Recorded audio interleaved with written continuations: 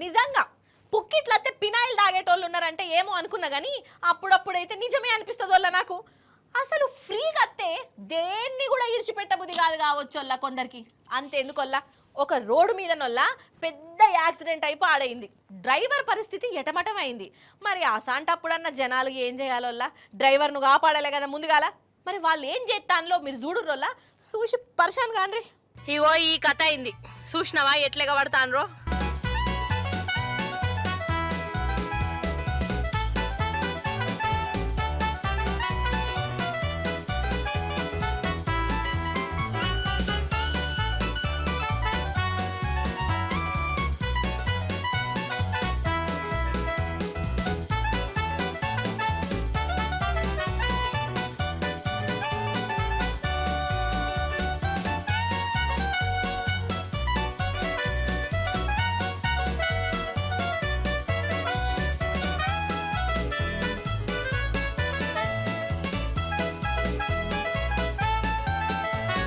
అయితే ఆగ్రాలన్నట మంచి నూనె లోడుతోని పోతున్న ట్యాంకర్ ను ఒక బస్సు గుద్దింది.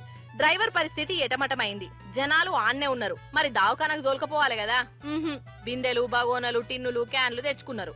నూనె కోసము ఇగో ఇట్లా ఎగబడ్డరు. అగోగో గిన్నె క్యాను నిండినా సరిపోనట్టున్నది. ఇంటికి పట్టుకచ్చుకుంటున్నాడు. పోషిని నూనె కోసం ఓల్కోగలు తన్నుకునేటట్టే ఉన్నారు కదా ఈడ. ఇగో గీనెనైతే ప్రపంచాన్ని గెలిచినంత సంబరంగా పోయిండోల్లా. పుక్కిట్ల మంచి నూనె దొరికిందనుకుంటా.